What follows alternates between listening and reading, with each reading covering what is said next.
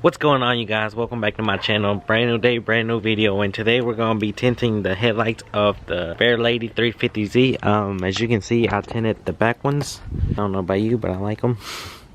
Anyhow, I'm going to be tinting the headlights because honestly, in my opinion, I don't like them chrome at all.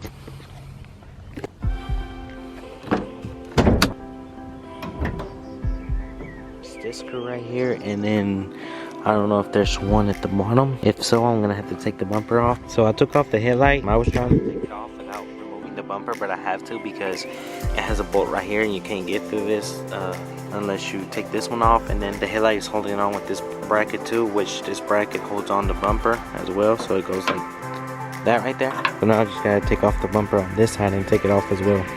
So I got them fully off. I had to fully take off the bumper, as y'all can see, because that was the only way I could take off the headlight. I'm fixing to clean them with heavy duty multi-purpose cleaner, and it's actually not that expensive. I put industrial cleaner in here, or industrial cleaner degreaser, but just to clean them really good, because last time I actually buffed these and I don't want all that grease, wax, whatever to show whenever I put the tint on it, because it's gonna look really bad if you do. Don't clean them. I'm gonna dry it with this one, tint it with this one. Before I tint it with this one, I'm gonna clean it with this one. So yeah.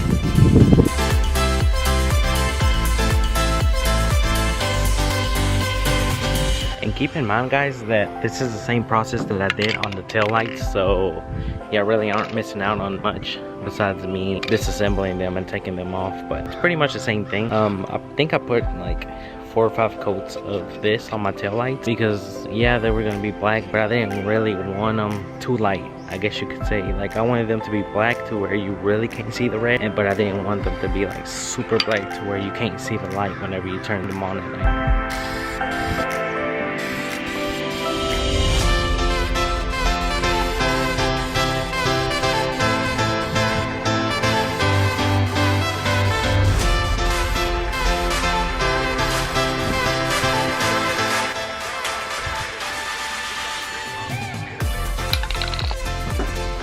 Alright, you guys, so I'm gonna have to do them in the back of the porch with this thing right here. That way the wind really doesn't bother me, because as I was spraying, the wind was just taking the tint away. And in my opinion, honestly, if you put the tint right, it's gonna be all faded and it ain't gonna be glossy. So personally, me, I like to give it its time to dry, and then whenever I spray, I like to spray it a little bit wet. That way it doesn't end up so faded and matte and just that.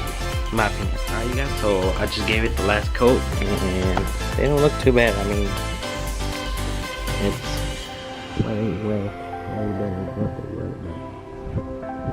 I'm gonna let them dry and then I'm gonna throw them in the car, so I'll catch you then.